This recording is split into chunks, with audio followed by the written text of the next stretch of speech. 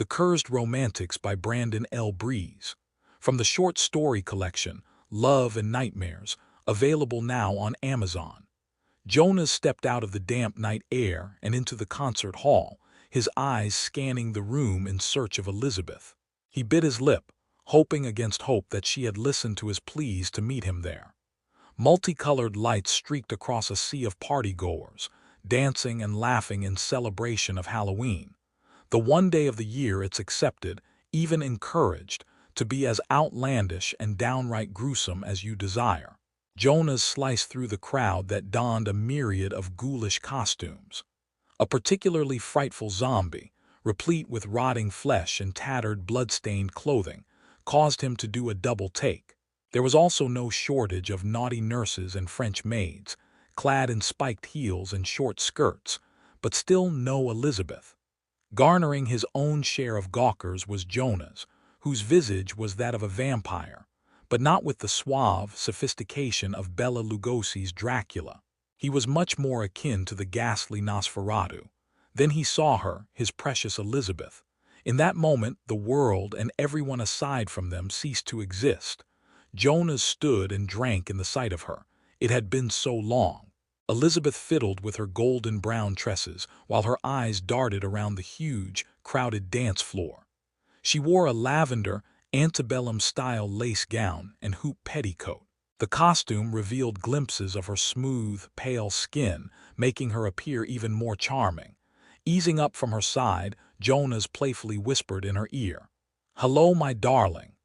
Elizabeth turned and her face gave way to excitement mixed with frustration. It was clear she instantly recognized Jonas despite his sallow skin and feral appearance. "Why do I love you so much?" she asked through gritted teeth. Jonas pulled her into an embrace. Her body next to his felt like a warm blanket on a blistering cold night.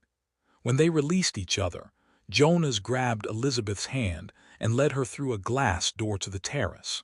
The muted thump of the music inside mingled with the clicks and croaks and chirps from the surrounding woods.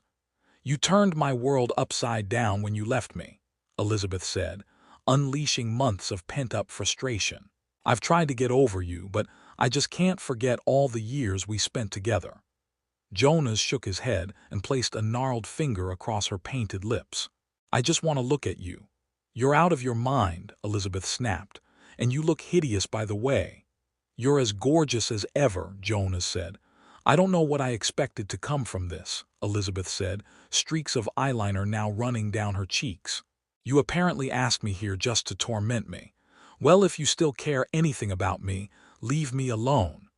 "Wait," Jonas pleaded as Elizabeth swung the door open and thundered back into the hall. "You don't understand."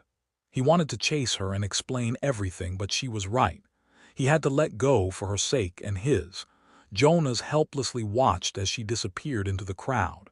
He trudged back into the blaringly loud ballroom and navigated his way to the bar. Swiveling his stool toward the bobbing heads and gyrating bodies, he hung his head low. Guilt, regret, and remorse jostled for his attention. Even surrounded by happy people, he was as lonely as the moon.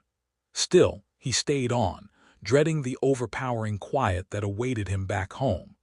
As the first rays of the sun filled the sky, Jonas shut the door inside his empty house.